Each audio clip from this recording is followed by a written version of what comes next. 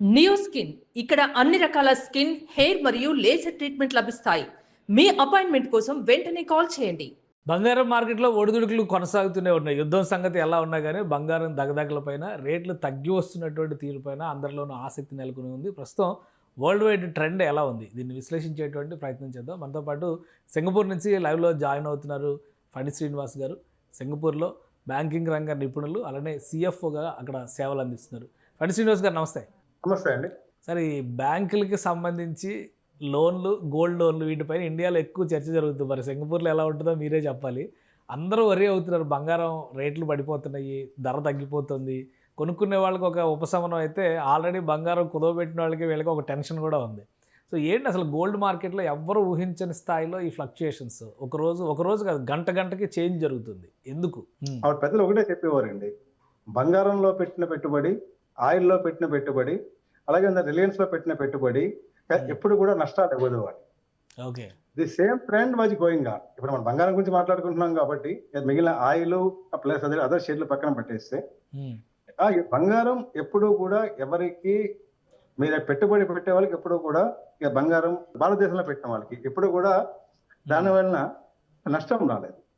మీరు 1965 సుమారుగా మనం 2025-6లో ఉన్నాము.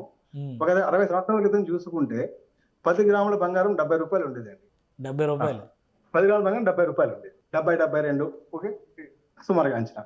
మీకు అదే 60 సంవత్సరాల్లో ఈ రోజు 1,30,000, 1,40,000, 1,50,000 బంగారం మీద పెట్టుబడి పెట్టిన వాళ్ళకి ఎప్పుడూ నష్టం లేదు. ఈ రేట్లు కిందికి పైకి అనేది అది వోల్టాలిటీ ఉంటుంది అంతవరకు. ఆ వోల్టాలిటీకి మన భారతదేశంలో రేట్లు పడడానికి, రేట్లు పెరగడానికి ఈ రోజు అనుకుంటే కనుక మిగతా ప్రపంచంలో ఆ బంగారం రేటు ఎంత తగ్గిందో రేటు మన భారతదేశంలో అంత తగ్గలేదండి. ఓకే.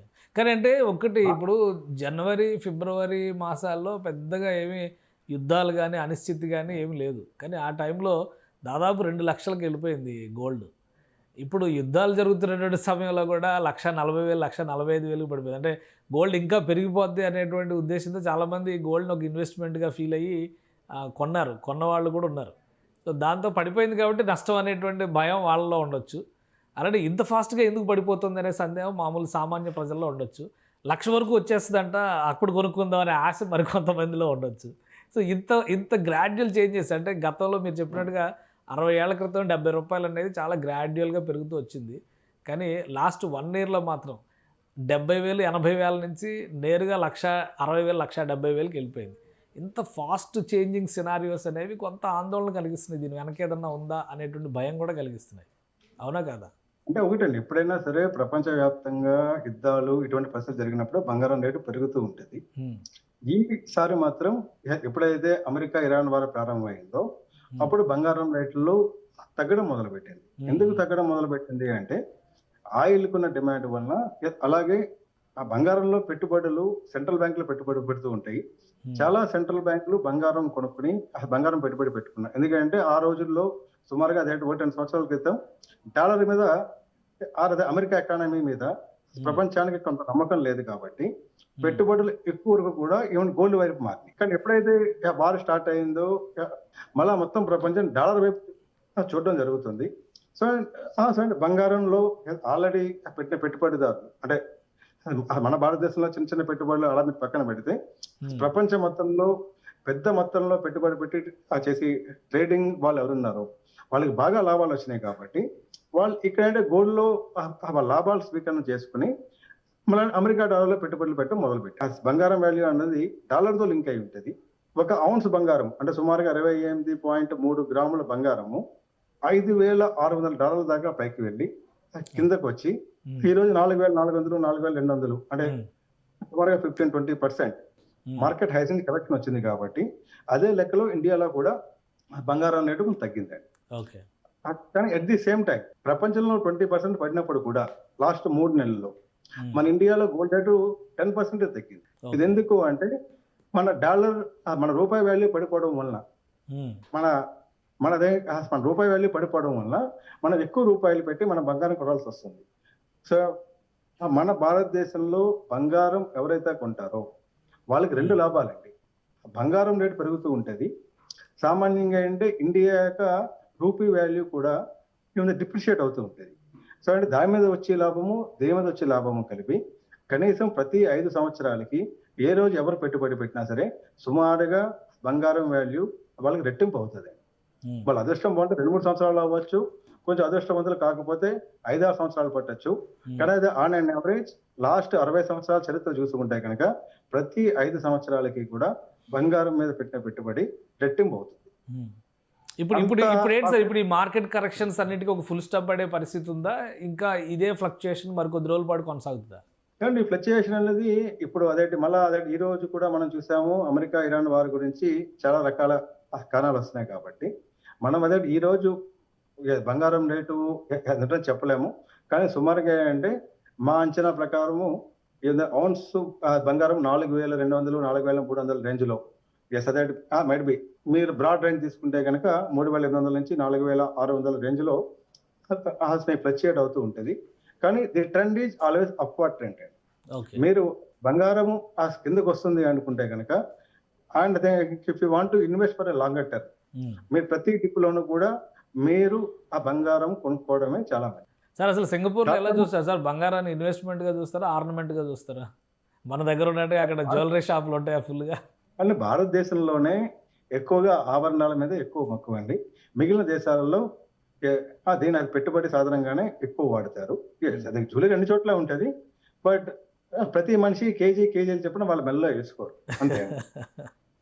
మామూలుగా మన వాళ్ళు వెతుక్కున్నట్టుగా డిజైన్లు, ఫ్యాషన్స్, ట్రెండ్స్ వీటి కోసం చూసినట్టుగా సింగపూర్లో అయితే ఎవరు చూడరా? ఫ్యాషన్లో, డిజైన్లో, ట్రెండ్లో చూస్తారు. కాకపోతే అంటే తక్కువగా 10, 15, 20 గ్రాముల్లో పడి చేసుకుంటారు. కానీ పెద్ద మన దగ్గర ఉన్నట్టు అది 100 గ్రాములు లేదా వడ్డానాలు ఇటువంటి అయితే ఉండదండి. బంగారం అనేది ఇట్ రిక్వైర్డ్, బట్ ముఖ్యంగా అంటే వాళ్ళు పెట్టుబడి కింద వాడతారు. చాలా ప్రైవేట్ బ్యాంకుల్లో కూడా ఇక్కడ సింగపూర్ లో ఉన్న చాలా పెద్ద బ్యాంకుల్లో కూడా బంగారం అమ్మడము, కొనడము, కాయిన్లు నడుస్తూ ఉంటది. సో అంటే చాలా మంది ఎవరైతే పెట్టుబడి పెడతారో వాళ్ళు బ్యాంక్ వెళ్ళి బంగారం కాయిన్ కొనుక్కుని వాళ్ళ ఇంట్లో పెట్టుకుంటారు. వాళ్ళకి ఎప్పుడైతే మనీ కావాలో బ్యాంక్కి, వాళ్ళు అప్పుడు మళ్ళీ బ్యాంక్కి వెళ్ళి ఆ కాయిన్ ఇచ్చేస్తే కనుక వాళ్ళు డబ్బులు వచ్చేస్తాయి. సో అంటే which is even the most secured investment for the Singapore. So మన దగ్గర గోల్డ్ లోన్లు కూడా ఒక పెద్ద ట్రెండ్, అది ఒక పెద్ద మార్కెట్. గోల్డ్ని తీసుకెళ్ళి తాకట్టు పెట్టుకోవడం, బ్యాంకులు కూడా గోల్డ్ రుణాలు ఇవ్వడం అనేది. సో ఈ ఫ్లక్చుయేషన్స్ ప్రభావం గోల్డ్ లోన్లు తీసుకునే వాళ్ళు కానీ ఆల్రెడీ గోల్డ్ లోన్స్ మెయింటైన్ చేస్తున్న వాళ్ళపైన కానీ ఎలా ఉండొచ్చు సార్? అంటే ఇప్పుడు మన భారతదేశంలో బంగారం అప్పు ఇవ్వడానికి బ్యాంకులో ప్రతి బ్యాంకులోనూ బ్యాంకు వారీగా వాళ్ళ రూల్స్ ఉంటాయి. ప్లస్ ఆర్బీఐ కూడా ఓవరాల్ గా సూపర్వైజ్ చేస్తూ ఉంటుంది. బంగారం యొక్క మార్కెట్ వాల్యూ ఎంత ఉందో దాంట్లో ఎంత శాతం వరకు లోన్ ఇవ్వచ్చు అనేది ఆర్బీఐ చూస్తూ ఉంటుంది. ఎప్పుడైతే గోల్డ్ రేట్ అప్వార్డ్ ట్రెండ్ బాగా పైకి వెళ్ళిందో ఏమన్నది ఆర్బీఐ కూడా దే ఎక్స్పెక్టెడ్ ఈ రేట్ కిందికి రావచ్చు అనేది. సో అండ్ లోన్ ఇచ్చే శాతం తగ్గించింది. సో ఈ ట్రెండ్ వల్ల ఆ స్మైడ్ 10,000 అప్పు తీసుకున్న వాళ్ళకి బంగారం రేటు బాగా పడిపోతే కనుక 1,000-2,000 రూపాయలు కట్టమనొచ్చు బ్యాంకు వాళ్ళు.